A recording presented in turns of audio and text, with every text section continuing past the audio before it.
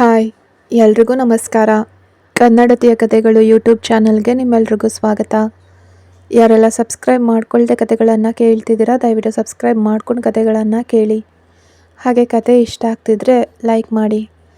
ಈಗ ಮಿಸ್ಟರ್ ರಾವಣ ಕಥೆಯ 12ನೇ ಭಾಗವನ್ನು ಮುಂದುವರಿಸೋಣ. ಸಿತಾರಾಳನ್ನು ತನ್ನ ಎದೆಗೆ ಅಪ್ಕೊಂಡು ಸಾಯಂಕಾಲದ ಸೂರ್ಯ ಮುಳುಗೋ ವೇಳೆಯನ್ನು ಕುರ್ಚಿಯಲ್ಲಿ ಕೂತು ನೋಡ್ತಿದ್ಲು ವಂಶಿ. ಅವಳ ಕಣ್ಣುಗಳಲ್ಲಿ ಒಣಗಿ ಹೋದ ಕಣ್ಣೀರಿನ ಕಲೆಗಳಿದ್ವು. ಮೆಲ್ಲನೆ ಬೀಸ್ತಾ ಇದ್ದ ತಂಪಾದ ತಂಗಾಳಿ ಅವಳನ್ನು ಸ್ಪರ್ಶಿಸಿ ಹೋಯಿತು.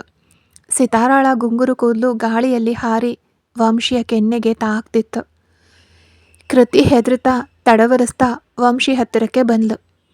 ಒಂದೆರಡು ಕ್ಷಣ ಯೋಚಿಸಿ ನಂತರ ವಂಶಿ ಹೆಗಲನ್ನು ಮುಟ್ಟಿದ್ಲು.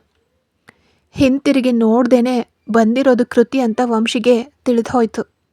ಏನು ಕೃತಿ ಅಂತ ಆಯಾಸದಿಂದ ಕೇಳಿದ್ಲು ವಂಶಿ. ಎಷ್ಟು ಹೊತ್ತು ಅಂತ ಹೀಗೆ ಕೂತಿರ್ತೀಯ? ಬೆಳಗ್ಗಿನಿಂದ ನೀನು ಏನನ್ನೂ ತಿಂದಿಲ್ಲ. ಕನಿಷ್ಠ ಒಂದು ಸಿಪ್ ಜ್ಯೂಸ್ ಆದರೂ ಕುಡಿತೀಯಾ ಅಂತ ಕಳಿಸ್ಕೊಟ್ರೆ ಅದನ್ನು ಬೇಡ ಅಂತ ಹೇಳಿಬಿಟ್ಟಿದೆಯಂತೆ. ನಿನಗೆ ನಿಜವಾಗ್ಲೂ ಏನು ಸಮಸ್ಯೆ ಆಗಿದೆ? ನೀನು ಹೀಗೆ ಉಪವಾಸ ಕೂತ್ಕೊಳ್ಳೋದ್ರಿಂದ ಇಲ್ಲಿ ಏನಾಗಲಿದೆ? ಎಲ್ಲವೂ ನಮ್ಮ ಕೈ ಮೀರಿ ಹೋಗಿದೆ. ಬದಲಾಯಿಸೋಕ್ಕಾಗದ ಸತ್ಯವನ್ನು ಒಪ್ಕೊಂಡು ಮುಂದೆ ಏನು ಮಾಡಬೇಕು ಅಂತ ಯೋಚಿಸು ಅಂತ ವಂಶಿಯ ಎದುರು ನಿಂತು ಕೋಪದಿಂದ ಮಾತಾಡಿದ್ಲು ಕೃತಿ. ವಂಶಿಯ ತುಟಿಗಳಲ್ಲಿ ನಿರಾಶೆಯ ನಗುವೊಂದು ಮೂಡಿತ್ತು. ಕೃತಿ ಯಾರು? ಈ 2 ತಿಂಗಳುಗಳಿಂದಷ್ಟೇ ಕೃತಿ ಪರಿಚಯ ವಂಶಿಗೆ. ಕೇವಲ 2 ತಿಂಗಳ ಸ್ನೇಹಕ್ಕಾಗಿ ತನ್ನ ಮೇಲೆ ಇಷ್ಟೊಂದು ಕಾಳಜಿ ವಹಿಸ್ತಿದ್ದಾಳೆ. ಇವಳೇ ಹೀಗಿರುವಾಗ ಚಿಕ್ಕಂದಿನಿಂದಲೂ ಒಂದೇ ಜೀವ 2 ದೇಹದಂತೆ ಒಂದಾಗಿದ್ದ ಜನನಿಯ ಪರಿಸ್ಥಿತಿ ಹೇಗಿರಬಹುದು? ಜನನಿಯನ್ನ ನೆನಪಿಸ್ಕೊಂಡಾಗ ವಂಶಿಯ ಕಣ್ಣುಗಳಲ್ಲಿ ಬತ್ತಿ ಹೋಗಿದ್ದ ಕಣ್ಣೀರು ಮತ್ತೆ ಧಾರೆ ಧಾರೆಯಾಗಿ ಹರಿಯತೊಡಗಿತ್ತು. ವಂಶಿ ಅಳ್ತಿರೋದನ್ನು ನೋಡಿ ಕೃತಿಗೆ ಮನಸ್ಸಿನಲ್ಲಿ ತುಂಬ ವೇದನೆ ಆಯಿತು. ನಡೆದ ಘಟನೆಗಳು ಅವಳಿಗೂ ದೊಡ್ಡ ಆಘಾತವೇ ಆಗಿದ್ವು. ಆದರೆ ತನ್ನ ಗೆಳತಿಗಾಗಿ ಸಂಬಳ ಕೊಡೋ ಯಜಮಾನನನ್ನು ಎದುರಿಸಿ ಮಾತಾಡುವಷ್ಟು ಧೈರ್ಯ ಕೃತಿಗೆ ಇರಲಿಲ್ಲ. ಅದಕ್ಕಾಗಿ ಕೃತಿ ವಂಶಿಗಾಗಿ ಎಲ್ಲ ಯಜಮಾನನಿಗೂ ದೊಡ್ಡ ಯಜಮಾನನಾದ ಆ ದೇವರಲ್ಲಿ ಪ್ರಾರ್ಥಿಸ್ಕೊಳ್ತಿದ್ಲು. ವಂಶಿ ಅಳಬೇಡ್ವೆ ಅಂತ ಕೃತಿ ಕಾಳಜಿಯಿಂದ ಹೇಳ್ತಿರುವಾಗಲೇ ಕೃತಿಯ ಮೊಬೈಲ್ ಫೋನ್ ಬಾರಿಸಿತ್ತು. ಪಡೆದ ಹಣವನ್ನು ಹಿಂತಿರುಗಿಸೋಕೆ ಯಾರೋ ಬಂದಿದ್ರು. ವಂಶಿಯನ್ನು ಚಿಂತೆಯಿಂದ ನೋಡ್ತಾ, ದಯವಿಟ್ಟು ನೀನು ಕಾಲಿಗೆ ಬೇಕಾದರೂ ಬೀಳ್ತೀನಿ, ಒಂದೇ ಒಂದು ಸಿಪ್ ಜ್ಯೂಸ್ ಕುಡಿದ್ಬಿಡು. ಎದುರು ನಿಂತು ಮಾತಿಗೆ ಮಾತು ಜಗಳ ಆಡೋಕೆ ಶಕ್ತಿ ಬೇಡವಾ ನಿನಗೆ? ನಿನಗೆ ಪೀರಿಯಡ್ಸ್ ಟೈಮ್ ಬೇರೆ. ಈ ಸಮಯದಲ್ಲಿ ಹೊಟ್ಟೆನ ಖಾಲಿ ಬಿಡ್ತಿದೆಯಲ್ಲ, ನಿನಗೆ ಬುದ್ಧಿ ಇದೆಯಾ? ನಾನು ಹಿಂತಿರುಗಿ ಬರೋದ್ರೊಳಗಡೆ ಮರ್ಯಾದೆಯಿಂದ ಜ್ಯೂಸ್ ಕುಡಿದು ಮುಗಿಸಿರ್ಬೇಕು. ಇಲ್ದಿದ್ರೆ ಅಷ್ಟೇ, ಹೇಳಿದ್ದೀನಿ ಅಂತ ಹೇಳಿ ಕೃತಿ ಅಲ್ಲಿಂದ ಹೊರಟು ಹೋದ್ಲು. ಸಿತಾರಾಳ ನಿದ್ರೆ ಕಳೆದು ಮೆಲ್ಲನೆ ಹೊರಳಾಡಿ ಎದ್ಲು. ಅಮ್ಮ ಅಂತ ನಿದ್ರೆಯ ಮಂಪರಿನಲ್ಲಿ ಕೂಗಿದ್ಲು ಸಿತಾರ. ಅಲ್ಲಿವರೆಗೆ ವಂಶಿಯಲ್ಲಿದ್ದ ಭಾರವಾದ ಮನಸ್ಥಿತಿ ಒಮ್ಮೆಲೆ ಮಾಯವಾಗಿ ನವಿಲುಗರಿಯಿಂದ ಹೃದಯವನ್ನು ಸವರಿದಂತೆ ಅನ್ನಿಸ್ತು. ತಾಯ್ತನ ಎಷ್ಟು ದೊಡ್ಡ ಭಾಗ್ಯ, ಅದೊಂದು ವರ. ತಾನು ಗರ್ಭದಲ್ಲಿ ಹೊರದೇ ಇದ್ರು ತನ್ನನ್ನೇ ಹೆತ್ತ ತಾಯಿ ಅಂತ ಭಾವಿಸಿ ಅಮ್ಮ ಅಂತ ಕರೆಯೋ ಸಿತಾರ ದೇವರು ಕೊಟ್ಟ ವರವೇ ಅಲ್ವಾ? ಏನಮ್ಮ, ನನ್ನ ಮುದ್ದು ಮಗುವಿಗೆ ಏನು ಬೇಕು ಅಂತ ಮಗುವನ್ನು ಎತ್ಕೊಂಡು ಎದ್ದು ನಿಂತಲು ವಂಶಿ. ಗೇಮ್ ಅಂತ ಸಿತಾರ ವಂಶಿ ಕೆನ್ನೆ ಮೇಲಿರೋ ಸುಂದರ ತಗ್ಗಿನ ಮೇಲೆ ತನ್ನ 2 ಬೆರಳುಗಳನ್ನು ಇಟ್ಟು ಆಟವಾಡ್ತಾ ಹೇಳಿದ್ಲು. ವಂಶಿಯ ದೇಹ ಒಂದು ಕ್ಷಣ ಕಬ್ಬಿಣದಂತೆ ಗಟ್ಟಿ ಆಯಿತು. ಸಿತಾರಾಗೆ ಈ ಅಭ್ಯಾಸ ಬಂದಿದ್ದೆ ಅವನಿಂದ. ವಂಶಿ ಹತ್ತಿರದಲ್ಲಿದ್ದರೆ ಸಾಕು, ದ್ರೋಣನ ತೋರು ಬೆರಳು ವಂಶಿಯ ಕೆನ್ನೆಯ ತಗ್ಗಿನ ಮೇಲಿರ್ತಿತ್ತು. ಆ ಸಮಯದಲ್ಲಿ ವಂಶಿ ಏನಾದರೂ ಮಾತಾಡಿದ್ರೆ ಅಥವಾ ನಕ್ರೆ ದ್ರೋಣನ ತೋರು ಬೆರಳು ಕೆನ್ನೆಯ ಆಳದಲ್ಲಿ ಹುದುಗಿ ಹೋಗ್ತಿತ್ತು. ಅದನ್ನು ನೋಡಿಯೇ ಸಿತಾರ ಈಗೀಗ ಹೀಗೆ ಮಾಡೋಕ್ಕೆ ಪ್ರಾರಂಭಿಸಿದ್ಲು. ಸಿತಾರ ಆಟ ಆಡೋಕ್ಕಂತಲೇ ಗಾರ್ಡನ್ನಲ್ಲಿ ಪ್ಲೇ ಗ್ರೌಂಡ್ ಇತ್ತು. ಅದು ಮಾತ್ರ ಅಲ್ಲದೆ ಅವಳಿಗಾಗಿಯೇ ಪ್ರತ್ಯೇಕವಾಗಿ ವಿನ್ಯಾಸಗೊಳಿಸಿದ ಆಟದ ರೂಮ್ ಕೂಡ ಇತ್ತು. ಅಲ್ಲಿ ಕಾರ್ ಓಡಿಸೋದು, ಬೈಕ್ ಓಡಿಸೋದು, ಬೊಂಬೆ, ಮೀನು ಹಿಡಿಯೋದು, ಪಝಲ್ಸ್, ಹೀಗೆ ಶಾಪಿಂಗ್ ಮಾಲ್ಗಳಲ್ಲಿ ಆಟ ಆಡೋ ಗೇಮಿಂಗ್ ಸೆಂಟರ್ನಂತೆಯೇ ತನ್ನ ತಂಗಿಗಾಗಿ ಮನೆಯೊಳಗಡೆನೆ ಒಂದು ರೂಮ್ ಮೀಸಲಿಟ್ಟಿದ್ದ ದ್ರೋಣ. ಸಿತಾರಾಳನ್ನು ಆ ರೂಮ್ಗೆ ಕರ್ಕೊಂಡು ಹೋದ ವಂಶಿ ಅವಳನ್ನು ಬೊಂಬೆ ಮೀನು ಹಿಡಿಯೋ ಆಟಕ್ಕೆ ಬಿಟ್ಟು ಪಕ್ಕದಲ್ಲೇ ಕೂತ್ಕೊಂಡ್ಳು. ವಂಶಿಯ ನೆನಪುಗಳು ಬೆಳಗ್ಗೆ ನಡೆದ ಘಟನೆಯನ್ನೇ ಸುತ್ತು ಹಾಕ್ತಿದ್ವು. ದ್ರೋಣ ತನ್ನ ಮೇಲೆ ಕೈ ಮಾಡಿ ಹೊಡಿತಾನೆ ಅಂತ ವಂಶಿ ಕನಸಿನಲ್ಲೂ ಯೋಚಿಸಿರಲಿಲ್ಲ. ಸಿತಾರ ಅವನಿಗೆ ಎಷ್ಟು ಮುಖ್ಯ ಅನ್ನೋದು ವಂಶಿಗೆ ಚೆನ್ನಾಗಿ ತಿಳಿದಿದ್ರು ಅವನ ಎದುರು ಸಿತಾರಾಳನ್ನ ಬೈದದ್ದು ದೊಡ್ಡ ತಪ್ಪೇ ಸರಿ. ಆದರೆ ದ್ರೋಣನನ್ನ ಭೇಟಿಯಾಗಿ ಅವನ ಜೊತೆಗೆ ವ್ಯವಹರಿಸಿದ ಇಷ್ಟು ದಿನಗಳಲ್ಲಿ ಅವನು ಇತರರಿಗೆ ರಾಕ್ಷಸನಾಗಿರಬಹುದು, ಆದರೆ ಕಳ್ಳತನದಿಂದ ತನ್ನನ್ನು ರಸಿಕನಾಗಿ ಆರಾಧಿಸೋ ಅವನು ತನಗೆ ರಸಿಕನೇ ಆಗಿರ್ತಾನೆ ಅಂತ ಅವಳ ಅಂತರಾತ್ಮದಲ್ಲಿ ಎಲ್ಲೋ ಒಂದು ಮೂಲೆಯಲ್ಲಿ ಹೇಳ್ತಲೇ ಇತ್ತು. ಆದರೆ ಅವಳ ಒಟ್ಟಾರೆ ನಂಬಿಕೆಗೆ ದ್ರೋಣ ಪೆಟ್ಟು ಕೊಟ್ಟಿದ್ದ. ಅವನಿಂದ ಸಾವು ಬರುವಂತೆ ಪೆಟ್ಟು ತಿಂದ ಮೇಲೆಯೇ ತಾನು ಮಾಡಿದ ಕೆಲಸದ ತೀವ್ರತೆ ವಂಶಿಗೆ ಅರ್ಥ ಆಯಿತು. ತನ್ನ ನೋವು ದೊಡ್ಡದು ಅಂತ ಭಾವಿಸಿದ್ದ ವಂಶಿ ಸಿತಾರಳನ್ನು ಗದರಿಸಿದ್ದು ತನ್ನ ದಡ್ಡತನ ಅಂತ ಸ್ವಲ್ಪ ಸಮಯದ ನಂತರ ಅರ್ಥ ಮಾಡಿಕೊಂಡ್ಳು. ತಕ್ಷಣ ಓಡ್ ಹೋಗಿ ಸಿತಾರಳನ್ನು ಅಪ್ಪಿ ಮುದ್ದಾಡೋಕೆ ಅವಳ ಕಾಲುಗಳು ತವಕಿಸಿದವು. ತನ್ನ ರೂಮ್ನಿಂದ ಹೊರಗಡೆಗೆ ಬರೋವಾಗ ಕೆಳಗಡೆಯಿಂದ ಮಾತುಗಳ ಶಬ್ದ ಕೇಳಿಸ್ತು. ಹಾಗೆಯೇ ನಿಂತು ಬಿಟ್ಲು ವಂಶಿ. ದ್ರೋಣ ಮತ್ತು ಅಶೋಕ್ ಇವರಿಬ್ಬರನ್ನ ಹೊರತುಪಡಿಸಿ ಆ ಮನೆಯಲ್ಲಿ ಕೆಲಸ ಮಾಡೋ ಗಂಡಸು ಆಳುಗಳಾಗಲಿ ಅಥವಾ ಕಾವಲು ಕಾಯೋ ಬಾಡಿ ಗಾರ್ಡ್ಸ್ಗಳಾಗಲಿ ಯಾರೂ ಜೋರಾಗಿ ಮಾತಾಡ್ತಿರ್ಲಿಲ್ಲ. ಅಶೋಕ್ ಇತರರಿಗೆ ಕೆಲಸ ಹೇಳುವಾಗ ಮಾತ್ರ ಅವನ ಧ್ವನಿ ಹೆಚ್ಚಾಗ್ತಿತ್ತು. ದ್ರೋಣ ಯಾವುದಾದ್ರೂ ಸಮಸ್ಯೆ ಬಂದಾಗ, ನ್ಯಾಯ ಪಂಚಾಯಿತಿ ಮಾಡುವಾಗ ಮಾತ್ರ ಅವನ ಧ್ವನಿ ಮೆಲ್ಲನೆ ಏರಿ ಗಂಭೀರವಾಗ್ತಿತ್ತು. ಉಳಿದ ಸಮಯದಲ್ಲೆಲ್ಲ ದ್ರೋಣನ ಧ್ವನಿ ಗಡಸಾಗಿದ್ರು. ವಂಶಿಯ ಬಳಿ ಮಾತಾಡುವಾಗ ಮಾತ್ರ ಮೃದುವಾಗಿ ಸಿಹಿಯಾಗಿ ಹೊರಬರ್ತಿತ್ತು. ಅವನು ಆಡೋ ಮಾತುಗಳಲ್ಲಿ ಕೋಪವಿದ್ರೂ ಅವನ ಧ್ವನಿಯ ಮೇಲೆ ಅವಳಿಗೆ ನೆಮ್ಮದಿಯ ಸೆಳೆತವೊಂದು ಇದ್ದೇ ಇರ್ತಿತ್ತು. ಆದರೆ ಈಗ ಕೇಳಿಸ್ತಾ ಇರೋ ಈ ಧ್ವನಿ ಮೂರನೇ ಒಂದು ಯಾರೋ ಮನೆಗೆ ಬಂದಿದ್ದಾನೆ ಅನ್ನೋದು ವಂಶಿಗೆ ಅರ್ಥ ಆಯಿತು. ದ್ರೋಣನನ್ನು ನೋಡೋಕೆ ಯಾರಾದರೂ ಬಂದಿರಬಹುದು. ಈಗ ಕೆಳಗಡೆ ಹೋಗೋದು ಸರಿಯಲ್ಲ, ಸ್ವಲ್ಪ ಸಮಯ ಬಿಟ್ಟು ಹೋಗೋಣ ಅಂತ ರೂಮಿಗೆ ಹೋಗೋಕೆ ಯತ್ನಿಸಿದ್ಲು. ಅಷ್ಟರಲ್ಲೇ ಆ ಧ್ವನಿ ಇನ್ನೂ ಸ್ಪಷ್ಟವಾಗಿ ಅವಳ ಕಿವಿಗೆ ಬಿತ್ತು. ದೇಹದಲ್ಲಿ ವಿದ್ಯುತ್ ಹರಿದಂತೆ ಹಾಗೆಯೇ ನಿಂತು ಬಿಟ್ಲು ವಂಶಿ. ಒಂದೇ ಒಂದು ಬಾರಿಯಾದರೂ ಆ ಧ್ವನಿಯನ್ನು ಅವಳ ಜೀವಮಾನದಲ್ಲಿ ಮರೆಯೋಕೆ ಸಾಧ್ಯವಾ? ಬಹುಶಃ ಇದು ಅವಳ ಮನಸ್ಸಿನ ಭ್ರಮೆಯೂ ಆಗಿರಬಹುದು ಅಥವಾ ಇಲ್ಲದೇನೂ ಇರಬಹುದು. ಏನೇ ಆಗಿದ್ರೂ ಕಣ್ಣಾರೆ ನೋಡಿ ಖಚಿತಪಡಿಸ್ಕೊಳ್ಬೇಕು ಅಂತ ಬಡಬಡಿಸ್ತಾ ಇದ್ದ ಮನಸ್ಸನ್ನು ಹತೋಟಿಯಲ್ಲಿಟ್ಕೊಂಡು ಮೆಟ್ಟಿಲುಗಳ ಬಳಿ ಬಂದು ಹಾಲಿನತ್ತ ಇಣಕಿ ನೋಡಿದ್ಲು. ಸಿತಾರಾಳನ್ನು ಯಾರೋ ಒಬ್ಬ ಹೊಸ ವ್ಯಕ್ತಿ ತನ್ನ ಮಡಿಲಿನಲ್ಲಿ ಕೂರಿಸ್ಕೊಂಡಿರೋದು ಕಾಣಿಸ್ತು. ಅವನು ವಂಶಿಗೆ ಬೆನ್ನು ಹಾಕಿ ಕೂತಿದ್ರಿಂದ ಅವನ ಮುಖ ಕಾಣಿಸ್ಲಿಲ್ಲ. ಆದರೆ ವಂಶಿಯನ್ನು ನೋಡಿ ಸಿತಾರ ಅಮ್ಮ ಅಂತ ಕೂಗಿದಾಗ ಆ ಹೊಸಬನು ಕೂಡ ವಂಶಿಯತ್ತ ತಿರುಗಿ ನೋಡ್ದ. ಅಲ್ಲಿ ಅವಳು ಕಂಡಿದ್ದು ತನ್ನ ಈ ಪರಿಸ್ಥಿತಿಗೆ ಕಾರಣನಾದ ವಿರಾಟ್ನನ್ನು. ಆಘಾತವೋ, ಆಶ್ಚರ್ಯವೋ, ವೇದನೆಯೋ, ಭಯವೋ, ನಡುಕವೋ ಹೀಗೆ ಹಲವು ಪದಗಳು ಬಳಕೆಯಲ್ಲಿದ್ದರೂ ಆ ಸಮಯದಲ್ಲಿ ವಂಶಿಗೆ ಯಾವುದು ಸಹಾಯಕ್ಕೆ ಬರಲಿಲ್ಲ. ಅವಳ ಮನಸ್ಸಿನಲ್ಲಿ ಏನು ಯೋಚನೆ ಓಡ್ತಿದೆ ಅಂತ ಅವಳಿಗೆ ಅರ್ಥ ಆಗಲಿಲ್ಲ. ವಿರಾಟ್ನ ಮುಖವನ್ನೇ ನೋಡ್ತಿದ್ದವಳು ಕಣ್ಣು ನೆಟ್ಟು ಹಾಗೆಯೇ ನಿಂತು ಬಿಟ್ಲು. ಸಿತಾರ ಅಮ್ಮ ಅಂತ ಕರಿತಾ ಮೆಟ್ಟಿಲು ಹತ್ತೋಕೆ ಪ್ರಯತ್ನಿಸ್ತಿದ್ದಾಗ ಎಲ್ಲಿ ಕೆಳಗಡೆಗೆ ಬಿದ್ದು ಏಟ್ ಮಾಡ್ಕೊಳ್ತಾಳೋ ಅನ್ನೋ ಭಯದಲ್ಲಿ ವೇಗವಾಗಿ ಓಡ್ಬಂದು ಸಿತಾರಾಳನ್ನು ಎತ್ಕೊಂಡ್ಳು. ಮಗು ಅವಳನ್ನು ಅಮ್ಮ ಅಂತ ಕರೆದದ್ದು ಸಹ ಅವಳ ಗಮನಕ್ಕೆ ಬರಲಿಲ್ಲ. ಆ ಮಟ್ಟಿಗೆ ವಿರಾಟ್ನನ್ನು ಕಂಡ ಆಘಾತ ಅವಳಲ್ಲಿ ಆಳವಾಗಿ ಬೇರೂರಿತ್ತು. ಆ ಆಘಾತಕ್ಕಿಂತ ದೊಡ್ಡ ಆಘಾತ ಏನು ಅಂದರೆ ವಿರಾಟ್ ವಂಶಿನ ನಾಯಿಯಂತೆ ಹೊರಗಡೆ ಅಟ್ಬಿಡು ಅಂತ ಹೇಳಿದಾಗ ಅದಕ್ಕೆ ದ್ರೋಣ ನಿರಾಕರಿಸಿದ್ದು ಮನಸ್ಸಿಗೆ ಅವಳಿಗೆ ಕೊಂಚ ಸಮಾಧಾನ ತಂದಿತ್ತು. ಹೇಗಿದ್ರೂ ದ್ರೋಣ ತನ್ನನ್ನು ಕೈ ಬಿಡೋದಿಲ್ಲ ಅನ್ನೋ ನಂಬಿಕೆಯಿಂದ ನಿಟ್ಟುಸಿರು ಬಿಡ್ತಿರೋವಾಗಲೇ ಅವಳ ಉಸಿರನ್ನೇ ಸಂಪೂರ್ಣವಾಗಿ ನಿಲ್ಲಿಸಿಬಿಟ್ಟಿತ್ತು ದ್ರೋಣ ಹೇಳಿದ ಆ ಮಾತು. ವಿರಾಟ್ಗಾಗಿ ತನ್ನನ್ನು ಮದುವೆ ಆದ್ನ? ಹಾಗಾದರೆ ನಾನು ಯಾರು ಅನ್ನೋದು ಇವನಿಗೆ ಗೊತ್ತಿದೆಯಾ? ಒಂದು ಬಾರಿಯೂ ಅದನ್ನು ಹೊರಗಡೆ ತೋರಿಸ್ಕೊಳ್ಳಿಲ್ವಲ್ಲ. ಇಡೀ ಊರೇ ನೋಡಿ ನಡುಗೋ ರಾಕ್ಷಸನಾಗಿದ್ರು. ದ್ರೋಣನ ಕಣ್ಣುಗಳಲ್ಲಿ ಆಗಾಗ ಕಳ್ಳತನದಿಂದ ಇಣುಕಿ ನೋಡೋ ಆ ರಸಿಕತೆ ವಂಶಿಯ ಮನಸ್ಸಿನಲ್ಲಿ ರಹಸ್ಯವಾಗಿ ಕೆಲವು ರಾಸಾಯನಿಕ ಬದಲಾವಣೆಗಳನ್ನು ಉಂಟು ಮಾಡ್ತಿದ್ದಿದ್ದು ನಿಜ. ಆದರೆ ಆ ಬದಲಾವಣೆಯ ಮೇಲೆ ಈಗ ಆಮ್ಲ ಸುರಿದಂತೆ ತಲ್ಲಣಿಸಿ ಹೋದ್ಲು ವಂಶಿ. ತನ್ನ ಜೀವನ ಎತ್ತೆ ಸಾಗ್ತಿದೆ ಅನ್ನೋದೇ ತಿಳಿದೆ ತನ್ನ ಕಣ್ಣೆದುರೆ ಇಬ್ಬರು ಗಂಡಸರು ತನ್ನ ಬಗ್ಗೆ ಮಾತಾಡ್ತಿರೋದನ್ನು ಕೇಳಿಸ್ಕೊಳ್ತಿದ್ಲು ವಂಶಿ.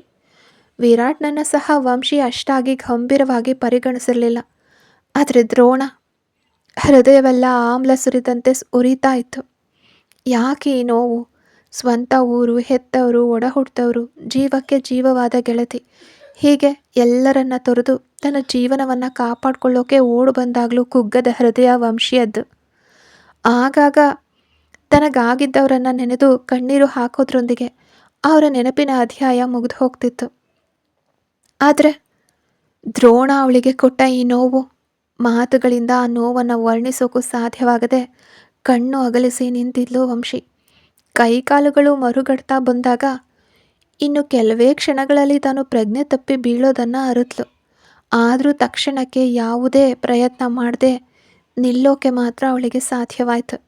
ದೇವರು ಆ ಸಮಯದಲ್ಲಿ ಅವಳ ಮೇಲೆ ಕರುಣೆ ತೋರಿಸಿದ್ದ. ಅಯ್ಯೋ ಪಾಪಿಗಳ, ಚೆನ್ನಾಗಿರ್ತೀರ ನೀವುಗಳೆಲ್ಲ ಅಂತ ನೋವು ತುಂಬಿದ ಧ್ವನಿಯೊಂದು ಇಡೀ ಮನೆಯಲ್ಲಿ ಪ್ರತಿಧ್ವನಿಸಿತ್ತು. ತನ್ನ ಕಿವಿಗಳಿಂದ ಕೇಳಿದ ಆ ಧ್ವನಿಯ ಒಡತಿ ನಿಜವಾಗ್ಲೂ ತನ್ನ ಕಣ್ಣೆದುರು ನಿಂತಿದ್ದಾಳೆ ಅನ್ನೋದನ್ನು ನಂಬುವಷ್ಟರಲ್ಲೇ ವಂಶಿಯ ಕಾಲುಗಳು ಜನನಿಯತ್ತ ಓಡಿದ್ವು. ಕೈಯಲ್ಲಿ ಮಗುವಿನ ಜೊತೆಗೆ ತನ್ನತ್ತ ಓಡಿ ಬರ್ತಾ ಇರೋ ಗೆಳತಿಯನ್ನ ಎದುರುಗೊಂಡು ಓಡ್ ಬಂದು ಅಪ್ಕೊಂಡ್ಲು ಜನನಿ.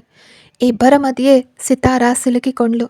ಕೃತಿ ವೇಗವಾಗಿ ವಂಶಿಯ ಬಳಿ ಬಂದು ಸಿತಾರಳನ್ನ ತನ್ನ ಕೈಗಳಿಗೆ ಎತ್ಕೊಂಡ್ಲು. ಜನನಿಯ ಬಿಗಿಯಾದ ಅಪ್ಪುಗೆಯಲ್ಲಿದ್ದಾಗ ಮಾತ್ರ ತನ್ನ ಗೆಳತಿ ತನ್ನ ಕಣ್ಣೆದುರು ನಿಜವಾಗ್ಲೂ ನಿಂತಿದ್ದಾಳೆ ಅನ್ನೋದು ವಂಶಿಯ ಬುದ್ಧಿಗೆ ಹೊಳಿತು. ಜನನಿ, ಜನನಿ, ನಿಜವಾಗ್ಲೂ ನೀನೇನಾಯಿತು? ನೀನೇ ನನ್ನ ಎದುರಿಗೆ ನಿಂತಿದ್ಯಾ? ಇಲ್ಲ ಇದು ಕೂಡ ಯಾವುದಾದ್ರೂ ಮೋಸದ ಆಟನಾ ಅಂತ ಮಾರಣಾಂತಿಕ ಏಟು ತಿಂದಿದ್ದ ವಂಶಿಯ ಹೃದಯ ಗೆಳತಿಯ ನಿಜ ರೂಪವನ್ನು ನಂಬೋಕೆ ನಿರಾಕರಿಸ್ತಿತ್ತು. ನಾನೇ ನಿನ್ನ ಜನನಿ ಅಂದ್ಲು ಅವಳು. ಇಬ್ಬರೂ ಗೆಳತಿಯರ ಕಣ್ಣುಗಳಿಂದಲೂ ಕಣ್ಣೀರು ನಿಲ್ಲದೆ ಹರಿತು. ಒಬ್ಬರ ಆರೋಗ್ಯವನ್ನು ಇನ್ನೊಬ್ಬರ ಕಣ್ಣುಗಳು ವೇಗವಾಗಿ ಅಳೆದವು. ನೀನು ಹೇಗೆ ಇಲ್ಲಿಗೆ ಬಂದೆ ಜನ್ನಿ ಅಂತ ವಂಶಿಯ ಆಶ್ಚರ್ಯದಿಂದ ಕೇಳಿದ್ಲು. ಈ ಕೆಲ್ಸಕ್ಕೆ ಬಾರದ ವಿರಾಟ ನನ್ನನ್ನು ಮದುವೆ ಆಗಿ ಎತ್ಕೊಂಡು ಬಂದ್ಬಿಟ್ಟ ಕಣೆ. ನಮ್ಮ ಅಪ್ಪ ಇವನ ಹತ್ರ ಕೈ ಚಾಚಿ ಹಣ ಪಡ್ಕೊಂಡಿದ್ದಾನೆ ಅಂತ ಹೇಳಿ ಏನೇನೋ ಪತ್ರಗಳನ್ನು ತೋರಿಸಿ ಆಸ್ತಿ ಬರ್ಕೊಡು, ಇಲ್ದಿದ್ರೆ ನಿನ್ನ ಮಗಳನ್ನು ಮದುವೆ ಮಾಡಿಕೊಡು ಅಂತ ದೊಡ್ಡ ಗಲಾಟೆ ಎಬ್ಬಿಸ್ಬಿಟ್ಟ. ನಾನು ತಿಳಿದೇ ಕೇಳ್ತಿದ್ದೀನಿ, 10 ಲಕ್ಷಕ್ಕೇನು ಅಗತ್ಯ ಇತ್ತು ನಮ್ಮ ಅಪ್ಪಂಗೆ ಸಾಲ ಮಾಡೋಕೆ? ಆ ಮನುಷ್ಯ ಮುಂಚೆ ಎಂದಾದರೂ ಅಷ್ಟೊಂದು ಹಣ ನೋಡಿದಾನ? ಯಾರೋ ಒಬ್ಬ ಬಂದು ಪತ್ರನ ಎದುರಿಗೆ ಹಾಕಿದ ತಕ್ಷಣ ನಾನು ಪಡೆದ 5 ಲಕ್ಷ ಬಡ್ಡಿಗೆ ಬೆಳೆದು 10 ಲಕ್ಷ ಆಗಿರಬಹುದು ಅಂತ ನಮ್ಮ ಅಪ್ಪನೇ ಒಂದು ತೀರ್ಮಾನಕ್ಕೆ ಬಂದ್ಬಿಟ್ಟ.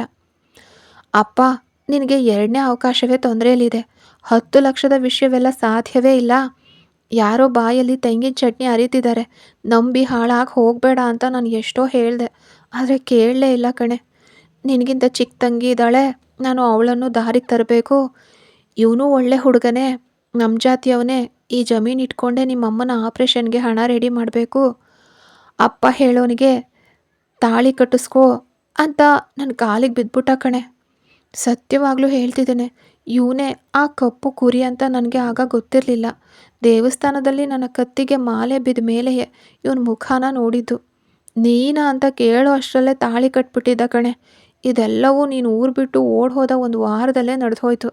ನನಗಾಗಲೇ ಅನುಮಾನ ಇತ್ತು, ದೆವ್ವ ಯಾಕೆ ದೇವ್ರ ಫೋಟೋ ಕೊಳ್ಳುತ್ತೆ ಅಂತ.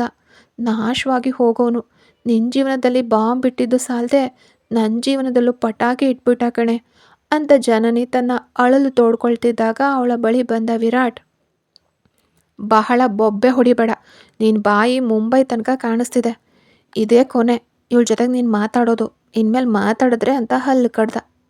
ಹಾಗೆ ಮಾತಾಡ್ತೀನಿ. ನಮ್ಮ ಅಪ್ಪನಿಗೆ ಪ್ಲ್ಯಾನ್ ಹಾಕಿ ನನ್ನನ್ನು ಎತ್ಕೊಂಡು ಬಂದಿಯಲ್ಲ, ನನ್ನ ವಂಶಿ ಜೀವನದಲ್ಲೂ ತೊಂದರೆ ಕೊಟ್ಟು ಹೊಡಿತಿದೆಯಲ್ಲ, ಎಲ್ಲದಕ್ಕೂ ನಿನ್ನ ಬಳಿ ಲೆಕ್ಕ ಕೇಳ್ತೀನಿ ಅಂದವಳು ವಂಶಿ ಹತ್ತ ತಿರುಗಿ, ನೀನು ಇಲ್ಲೇನೇ ಮಾಡ್ತಿದ್ಯೋ ವಂಶಿ? ಅಲ್ಲಿ ನಿಂತಿದ್ದಾನಲ್ಲ ಅವನು ನಿನ್ನ ಗಂಡನಾ? ಈ ಪವಾಡವನ್ನು ಮಾಡೋದಕ್ಕ ಅಷ್ಟೊಂದು ಕಷ್ಟಪಟ್ಟು ಓಡ್ ಬಂದೆ ನೀನು ಎಂದ ಜನನಿ ಗಂಭೀರವಾಗಿ ವಂಶಿಯನ್ನು ದಿಟ್ಟಿಸಿದ್ಲು. ಸಂಕ್ಷಿಪ್ತವಾಗಿ ತನ್ನ ಕಥೆಯನ್ನು ಹೇಳಿ ಮುಗಿಸಿದ್ಲು. ಇನ್ಮೇಲೆ 1 ನಿಮಿಷವೂ ಇವ್ರ ಜೊತೆಗೆ ಇರಬಾರ್ದು. ಏ ವಂಶಿ, ಬಾ ಹೊರಟು ಹೋಗೋಣ, ಯಾವುದಾದ್ರೂ ರೈಲ್ ಹತ್ತಿ ಆದರೂ ಊರು ತಲುಪೋಣ ಅಂತ ವಂಶಿಯ ಕೈಯನ್ನು ಬಿಗಿಯಾಗಿ ಹಿಡಿದು ಹೇಳಿದ್ಲು ಜನನಿ. ಆದರೆ ವಂಶಿಯ ಇನ್ನೊಂದು ಕೈ ದ್ರೋಣನ ಹಿಡಿತದಲ್ಲಿತ್ತು. ಅದೇ ರೀತಿ ಜನನಿಯ ಇನ್ನೊಂದು ಕೈಯನ್ನು ಹಿಡ್ಕೊಂಡ ವಿರಾಟ್, ಓಡ್ತೀರಾ? ನೀವು ಓಡ್ತೀರಾ? ನೀವು ಕಳ್ಳ ರೈಲು ಹತ್ತಿ ಟಾಟಾ ತೋರಿಸಿ ಹೊರಟು ಹೋಗ್ತೀರಾ? ನಾವು ಹಲ್ಗಿಂಚ್ಕೊಂಡು ನಿಲ್ಲಬೇಕಾ? ಇಲ್ಲಿ ನೋಡಿ ಜನನಿ, ನಿನ್ನನ್ನು ಇಲ್ಲಿ ಕರ್ಕೊಂಡು ಬಂದಿದ್ದು ನನ್ನ ಶಕ್ತಿಯನ್ನು ತೋರಿಸೋದಕ್ಕೆ. ನೋಡಿದ್ದಾಯ್ತಲ್ಲ, ಹೊರಡು ಅಂದ. ಸಾಧ್ಯವಿಲ್ಲ ವಿರಾಟ್, ನೀನು ಹಳೆಯದನ್ನು ಮನಸ್ಸಿನಲ್ಲಿಟ್ಕೊಂಡು ಮಾತಾಡ್ತಿದ್ಯಾ ಅಂತ ನನಗೆ ಅರ್ಥ ಆಗ್ತಿದೆ. ನಾನು ಹೇಳೋದನ್ನು ಕೇಳು, 1 ನಿಮಿಷ ತಾಳ್ಮೆಯಿಂದ ಕೇಳು ಅಂತ ಗೋಗರದ್ಲು ಜನನಿ. ತಾಳ್ಮೆಯಿಂದ ತಾನೇ ಕೇಳಬೇಕು, ಮನೆಗೆ ಹೋಗಿ ಕೇಳಿಸ್ಕೊಳ್ತೀನಿ, ಅವಳು ಕೈ ಬಿಟ್ಟು ಬಾ ಅಂತ ಹಲ್ಲು ಕಡಿದ ವಿರಾಟ್. ಸಾಧ್ಯವಿಲ್ಲ, ಹೋಗೋ, ಅವಳಿಲ್ದೆ ನಾನು ಬರಲ್ಲ ಅಂತ ಕಿರುಚಿದ್ಲು ಜನನಿ. ದ್ರೋಣ ಮೆಲ್ಲನೆ ವಂಶಿಯ ಕಿವಿಯ ಬಳಿ ಬಾಗಿ, ಇವಳೇನಾ ನಿನ್ನ ಜೀವದ ಗೆಳತಿ? ಜೀವ ಇರೋ ಗೆಳತಿಯಾಗಿ ಅವಳನ್ನು ನೋಡಬೇಕಾ ಅಥವಾ ಜೀವ ಹೋಗಿರೋ ಗೆಳತಿಯಾಗಿ ಅವಳನ್ನು ನೋಡಬೇಕಾ ಅಂದ. ಅವನ ಧ್ವನಿಯಲ್ಲಿ ಎಳ್ಳಷ್ಟು ಕರುಣೆ ಇರಲಿಲ್ಲ. ಹೆದರಿದ ಕಣ್ಣುಗಳಿಂದ ದ್ರೋಣನ ಮುಖವನ್ನು ನೋಡಿದ್ಲು ವಂಶಿ.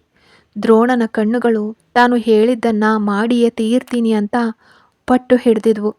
ಅಲ್ಲಿ ವಿರಾಟನ ಜೊತೆಗೆ ಜಗಳಾಡ್ತಿದ್ದ ಜನನಿಯ ಕೈಯನ್ನು ತನ್ನ ಕೈ ಮೇಲಿಂದ ಮೆಲ್ಲನೆ ಸರಿಸಿದ್ಲು ವಂಶಿ. ಜನನಿ ಅವಳನ್ನು ಅರ್ಥ ಆಗದೆ ನೋಡಿದ್ಲು. ನೀನಾದರೂ ನನಗೆ ಬೇಕೇ ಜನ್ನಿ, ಎಲ್ಲವೂ ನಮ್ಮ ಕೈ ಮೀರಿ ನಡೀತಿದೆ. ಇನ್ಮೇಲೆ ನೀನನ್ನು ನೋಡೋಕೆ ಸಾಧ್ಯವಿಲ್ಲ ಅಂದ್ಕೊಂಡಿದ್ದೆ, ಆದರೆ ನೋಡಿಬಿಟ್ಟೆ. ಇದು ಸಾಕು. ಮಿಂಚಿ ಮಿಂಚಿ ಹೋದರೆ ಏನಾಗುತ್ತೆ? ಜೀವ ಹೋಗುತ್ತೆ ಅಷ್ಟೇ ತಾನೆ. ನಾವಿದ್ದು ದೇಶವನ್ನು ಏನು ಆಳ್ಬೇಕಾ? ನೀನು ಹೋಗು ಜನ್ನಿ, ನಾನು ನೋಡ್ಕೊಳ್ತೀನಿ ಅಂದ್ಲು. ವಂಶಿಯ ಕಣ್ಣುಗಳಿಂದ ಕಣ್ಣೀರು ತುಂಬಿ ಹರಿತು. ವಂಶಿ ಸಾಮಾನ್ಯ ಸಮಯದಲ್ಲಿ ಇಷ್ಟು ಶಾಂತವಾಗಿ ಮಾತಾಡೋದಿಲ್ಲ. ದೃಢವಾದ ನಿರ್ಧಾರವನ್ನು ತೆಗೆದುಕೊಂಡ ಮೇಲೆಯೇ ಇಂತಹ ನಿಧಾನವಾದ ಮಾತುಗಳು ಅವಳಿಂದ ಹೊರಬರುತ್ತವೆ. ಈಗಲೂ ಅಂತಹ ಮಾತುಗಳನ್ನು ಕೇಳಿದ ತಕ್ಷಣ ಜನನಿಗೆ ಅರ್ಥ ಆಯಿತು. ವಂಶಿ ತನ್ನ ಜೀವನದ ಬಗ್ಗೆ ದ್ರೋಣನ ವಿಷಯದಲ್ಲಿ ದೃಢವಾದ ನಿರ್ಧಾರವನ್ನು ತೆಗೆದುಕೊಂಡಿದ್ದಾಳೆ. ಇನ್ನು ಅದರಿಂದ ಅವಳು ಹಿಂದೆ ಸರಿಯೋದಿಲ್ಲ. ವೇದನೆಯಿಂದ ಕೂಡಿದ ಕಣ್ಣುಗಳಿಂದ ಜನನಿಯ ನೋಟ ವಂಶಿಯ ಮುಖವನ್ನು ಆವರಿಸಿತ್ತು. ವಿರಾಟ್ ಅವಳ ಕೈ ಹಿಡಿದು ಎಳ್ಕೊಂಡು ಹೊರಗಡೆ ಹೋದ. ತನ್ನನ್ನೇ ನೋಡ್ತಾ ಕಸಾಯಿ ಕಾನೆ ಅವನ ಹಿಡಿತದಲ್ಲಿ ಎಳ್ಕೊಂಡು ಹೋಗಲ್ಪಡೋ ಕುರಿಯಂತೆ ಪರಿತಾಪಕವಾಗಿ ಹೋಗ್ತಾ ಇರೋ ಜನನಿಯನ್ನು ಮರುಗಟ್ಟಿದ ಕೈಕಾಲುಗಳಿಂದ ನೋಡ್ತಿದ್ಲು ವಂಶಿ. ಹಾಗೇ ನಿಂತರೆ ಏನರ್ಥ? ಸಿತಾರ ನೋಡ್ತಿದ್ದಾಳೆ, ಹೋಗಿ ಕೆಲಸ ನೋಡು ಅಂತ ತಡೆಯಲಾರದ ಆಘಾತವನ್ನು ಹೆಂಡತಿಗೆ ಉಡುಗೊರೆಯಾಗಿ ನೀಡಿದವನು ಅದ್ರ ಬಗ್ಗೆ ಸ್ವಲ್ಪ ಕೂಡ ತಲೆ ಕೆಡಿಸ್ಕೊಳ್ದೆ ಅಲ್ಲಿಂದ ಹೊರಗೆ ಹೊರಟು ಹೋದ ದ್ರೋಣ. ಅದರ ನಂತರ ಜೀವವಿರೋ ಯಂತ್ರದಂತೆ ಸಿತಾರಾಗೆ ಬೇಕಾದ ಎಲ್ಲವನ್ನ ಮಾಡ್ತಿದ್ದಾಳೆ ವಂಶಿ.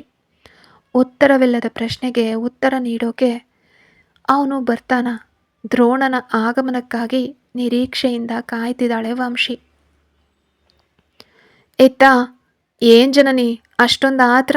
ಹಾಡು ಹಾಕಿ ಏನು ಮೂಡು ಏರಿಸ್ತಿದ್ಯಾ ಅಂತ ಟಿವಿಯಲ್ಲಿ ಏನು ಹಾಡು ಪ್ರಸಾರವಾಗ್ತಿದೆ ಅಂಬುದರ ಕಡೆಗೆ ಗಮನ ಕೊಡದೆ ಸುಮ್ಮನೆ ಅದನ್ನೇ ದಿಟ್ಟಿಸಿ ನೋಡ್ತಿದ್ದ ಜನನಿಯನ್ನು ವಿರಾಟ್ ಕೆಣಕ್ತ. ವಿರಾಟ್ ಹಾಗೆ ಹೇಳಿದ ಮೇಲೆಯೇ ಹಾಡಿನ ಕಡೆಗೆ ಅವಳ ಗಮನ ಹೋಯ್ತು. ಮರುಕ್ಷಣವೇ ಪಟ್ಟಂತ ಟಿವಿನ ಆಫ್ ಮಾಡಿಬಿಟ್ಲು. ಅವಳ ಮುಖದಲ್ಲಿದ್ದ ಸಿಡಿಮಿಡಿ ಅವನ ಕುತೂಹಲವನ್ನು ಮತ್ತಷ್ಟು ಹೆಚ್ಚಿಸಿತ್ತು.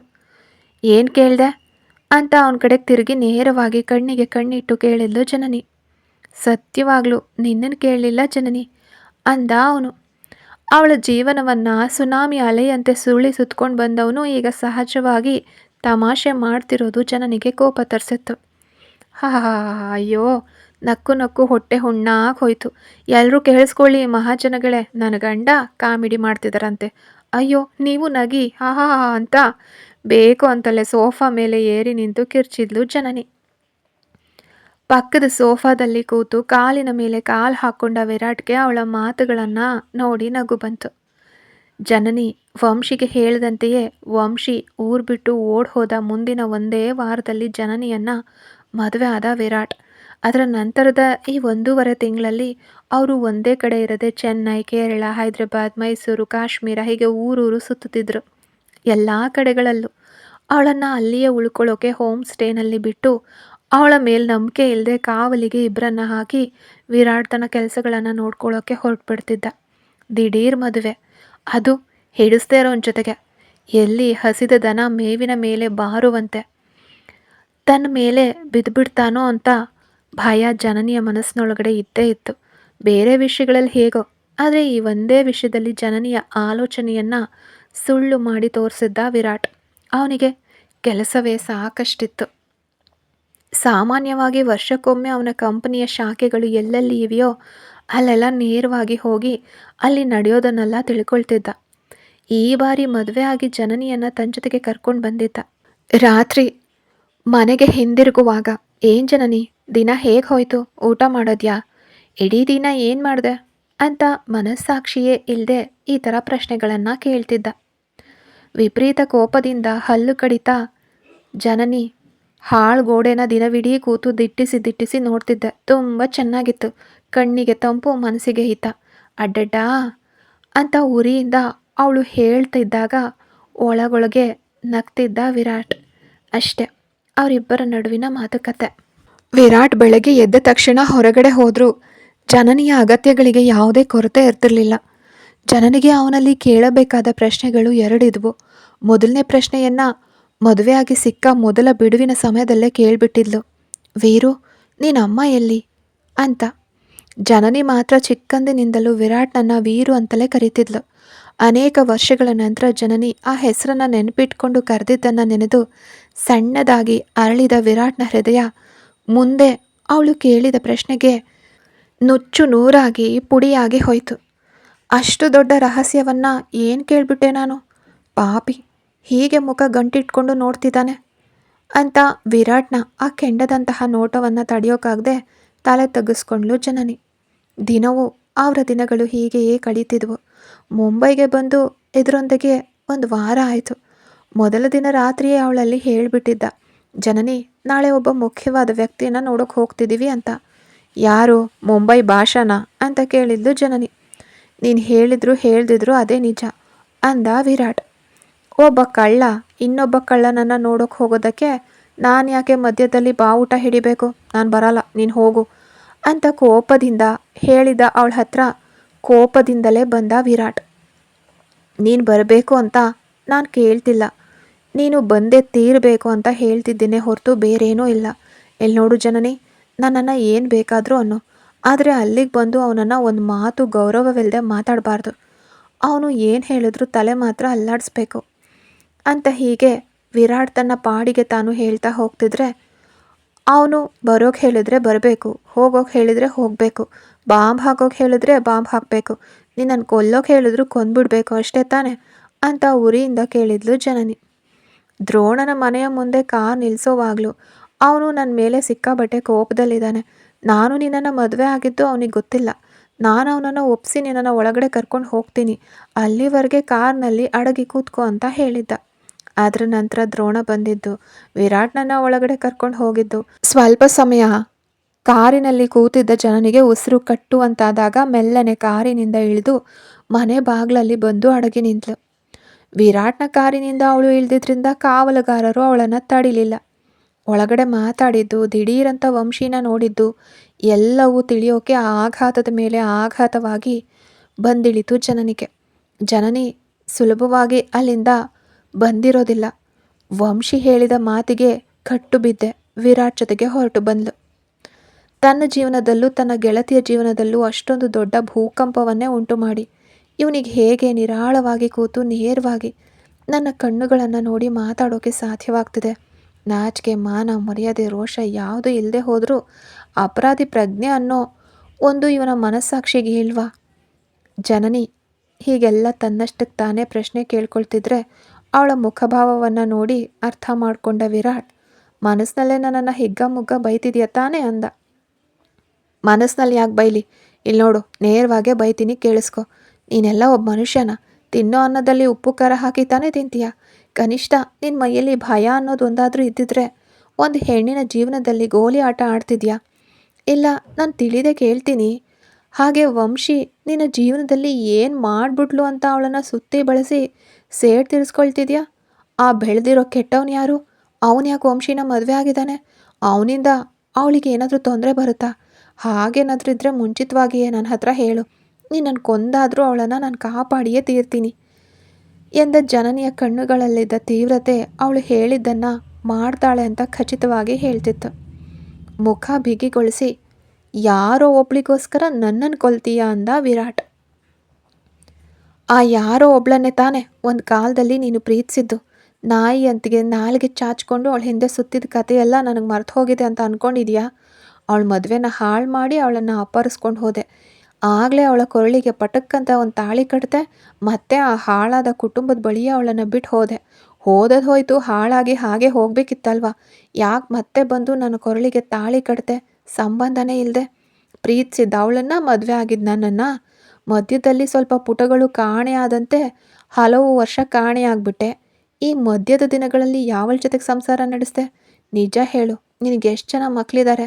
ಯಾವಳಾದರೂ ಯಾರೇ ನೀನು ನನ್ನ ಗಂಡನನ್ನು ಇಟ್ಕೊಂಡಿದ್ಯಾ ಅಂತ ಹೊಸ್ದಲ್ಲಿ ತುಳಿದು ಬಂದ್ಲು ಅಂದರೆ ಅವಳಿಗೂ ಮುಗೀತು, ನಿನಗೂ ಮುಗೀತು ಅಂತ ಆಕ್ರೋಶವಾಗಿ ಮಾತಾಡಿದ್ಲು ಜನನಿ.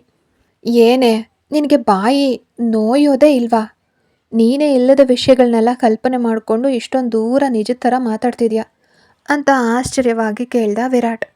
ಯಾವ ಹುತ್ತದಲ್ಲಿ ಯಾವ ಹಾವಿದೆಯೋ ಯಾರಿಗೊತ್ತು, ನಿನ್ನ ಮುಖ ನೋಡಿದ್ರೇ ತಿಳಿಯುತ್ತೆ ನೀನು ಕಾಮಣ್ಣ ಅಂತ ಅನ್ಲು ಅವಳು. ಏನಂದೆ ಅಂದ ವಿರಾಟ್. ಛೀ, ಮದವೇರಿ ಹೋದವನು ಅಂತ ಹೇಳೋದಕ್ಕೆ ಕಾಮಣ್ಣ ಅಂತ ಹೇಳಿಬಿಟ್ಟೆ ಅಂದ್ಲು ಜನನಿ. ಮದವೇರಿ ಹೋದವನ? ನಾನಾ? ಮದವೇರಿ ಹೋದವನಾಗಿದ್ದರೆ ಈ ಹೊತ್ತಿಗೆ ನಿನ್ನ ಮೇಲೆ ಬಿದ್ದಿರ್ತಿರ್ಲಿಲ್ವಾ? ಹೀಗೆ ಬಿಟ್ಟಿರ್ತಿದ್ನಾ ಅಂತ ಕೋಪದಿಂದ ಕೇಳ್ದ ವಿರಾಟ್. ಯಾರು ಬಿಡೋಕೆ ಹೇಳಿದ್ದು? ಬಾ ಹತ್ರಕ್ಕೆ. ಸಂತಾನ ಭಾಗ್ಯ ಇಲ್ಲದೆ ಹೋಯ್ತು ಅಂತ ನಾಳೆ ನನ್ನನ್ನು ಕುಂದು ಕೊರತೆ ಹೇಳಬಾರ್ದು ಅಂದ್ಲು ಜನನಿ. ಅದಕ್ಕೆ ಮೇಲೆಯೂ ಅವಳನ್ನು ಸುಮ್ಮನೆ ಬಿಡೋಕ್ಕೆ ಮನಸ್ಸಿಲ್ಲದೆ ಅವಳ ಹತ್ರಕ್ಕೆ ಬಂದ ವಿರಾಟ್. ಅವನ ದಾಳಿಗೆ ಸಿದ್ಧವಾಗಿ ನಿಂತಲು ಜನನಿ. ಇತ್ತ ಸಿತಾರಾಗೆ ರಾತ್ರಿ ಊಟವನ್ನು ನೀಡಿ ಅವಳ ರೂಮ್ನಲ್ಲಿ ಮಲಗಿಸಿದ್ಲು ವಂಶಿ. ದ್ರೋಣ ಬರೋಕ್ಕೆ ತುಂಬ ತಡವಾಯಿತು. ಬೇಕಂತಲೇ ಹೀಗೆ ಮಾಡ್ತಿದ್ದಾನೋ ಅನ್ನೋ ಆಲೋಚನೆ ಬರದೇ ಇರಲಿಲ್ಲ ವಂಶಿಗೆ. ಕಾಯ್ದು ಕಾಯ್ದು ಕಣ್ಣು ಮುಚ್ಚಿ ನಿದ್ರೆಗೆ ಜಾರಿದ್ಲು ವಂಶಿ. ಅರ್ಧರಾತ್ರಿ 1 ಗಂಟೆ ನಂತರ ಮನೆಗೆ ಬಂದ ದ್ರೋಣ. ನಿದ್ದೆ ಮಾಡ್ತಿದ್ದ ತಂಗಿಯ ಹಣೆಗೆ ಮುಟ್ಟಿಯೂ ಮುಟ್ಟದಂತೆ ಮುತ್ತಿಟ್ಟವನು ಪಕ್ಕದಲ್ಲಿ ಮಲಗಿ ನಿದ್ರೆ ಮಾಡ್ತಿದ್ದ ವಂಶಿಯನ್ನು ನೋಡ್ದ. ಅವಳನ್ನು ಹತ್ತಿಯಂತೆ ಎತ್ಕೊಂಡು ತನ್ನ ರೂಮಿಗೆ ಬಂದ ದ್ರೋಣ. ಹಾಸಿಗೆ ಮೇಲೆ ಅವಳನ್ನು ಮಲಗಿಸಿ ಏಳೋವಾಗ ಅವನ ಶರ್ಟ್ ಕಾಲರನ್ನು ಬಿಗಿಯಾಗಿ ಹಿಡ್ಕೊಂಡ್ಲು ವಂಶಿ. ಅವನ ಸ್ಪರ್ಶದ ಅರಿವಾಗ್ತಿದ್ದಂತೆಯೇ ಕಣ್ಣು ಬಿಟ್ಟು ಬಿಟ್ಲು. ಇಬ್ಬರ ನೋಟವು ತೀರಾ ಹತ್ತಿರದಲ್ಲಿತ್ತು. ಯಾಕೆ ಹೀಗೆ ಮಾಡಿದೆ ಅನ್ನೋ ಪ್ರಶ್ನೆಯನ್ನು ಹೊತ್ತಿದ್ವು ವಂಶಿಯ ಕಣ್ಣುಗಳು. ಬಾಯಿ ತೆಗೆದು ಅವನಲ್ಲಿ ಒಂದು ಮಾತನ್ನು ಕೇಳಲಿಲ್ಲ ಅವಳು. ಅವಳ ನೋಟದ ಉದ್ದೇಶ ಅರ್ಥ ಆದರೂ ಅದನ್ನು ಗಣನೆಗೆ ತೆಗೆದುಕೊಳ್ಳದೆ ಅವಳ ಚಿಗುರು ಬೆರಳುಗಳನ್ನು ತನ್ನ ಕಾಲರ್ನಿಂದ ಬಿಡಿಸಿ ಹೊರ ತೆಗೆದ ದ್ರೋಣ. ನಾಳೆ ಬೆಳಗ್ಗೆ ಬೇಗ ರೆಡಿಯಾಗು ದೇವಮ್ಮ, ಒಂದು ಮುಖ್ಯವಾದ ಜಾಗಕ್ಕೆ ಹೋಗಬೇಕು. ಹೌದು, ಹೊಟ್ಟೆ ನೋವ್ತಿದೆ ಅಂತ ಹೇಳಿದ್ಯಲ್ಲ, ಮಾತ್ರೆ ತಗೊಂಡ್ಯಾ? ಕೃತಿ ಹತ್ರ ಕೊಡೋಕೆ ಹೇಳಿದ್ದೆ. ನಿನಗೆ ಖಾರ ಇಲ್ಲದೆ ಇರೋ ಕೋಳಿ ಸೂಪ್ ಮಾಡಿಕೊಡೋಕೆ ಹೇಳಿದ್ದೆ, ಕುಡಿದ್ಯಾ? ರುಚಿ ಹಿಡಿಸ್ತಾ? ನಾಳೆ ಏನು ಅಡುಗೆ ಮಾಡೋಕೆ ಹೇಳಿ? ಓಹ್ ಬೇಡ, ನಾಳೆ ಹೊರಗಡೆ ಹೋಗೋ ಕೆಲಸ ಇದೆ, ಹಾಗಾಗಿ ಊಟ ಹೊರಗಡೆನೇ ನೋಡ್ಕೊಳ್ಳೋಣ. ಚೆನ್ನಾಗಿ ನಿದ್ರೆ ಮಾಡಿ ವಿಶ್ರಾಂತಿ ತಗೋ ಮುದ್ದು. ಆಗಲೇ ನಾಳೆ ಪ್ರಯಾಣ ಮಾಡುವಾಗ ಫ್ರೆಶ್ ಆಗಿರ್ತೀಯ. ಯಾಕೆ ಹಾಗೆ ಕಣ್ಣು ತೆಗೆದೆ ನನ್ನನ್ನೇ ನೋಡ್ತಿದ್ಯಾ? ನಾನು ಹೋಗಿ ಫ್ರೆಶ್ ಅಪ್ ಆಗಿ ಬರ್ತೀನಿ. ನಿದ್ರೆ ಮಾಡು ದೇವಮ್ಮ ಅಂತ ಸಹಜವಾಗಿ ಮಾತಾಡ್ತಲೇ ಸ್ನಾನದ ಕೋಣೆಗೆ ಹೋಗಿ ಸೇರಿಕೊಂಡ ದ್ರೋಣ. ಅವನು ಹುಚ್ಚನೋ ಅಥವಾ ತಾನು ಹುಚ್ಚಿಯೋ ಅಂತ ತಿಳಿದೆ ಅವನು ಹೋದ ದಿಕ್ಕನ್ನೇ ನೋಡ್ತಾ ಇದ್ಲು ವಂಶಿ. ಕತೆ ಮುಂದುವರಿಯುತ್ತೆ.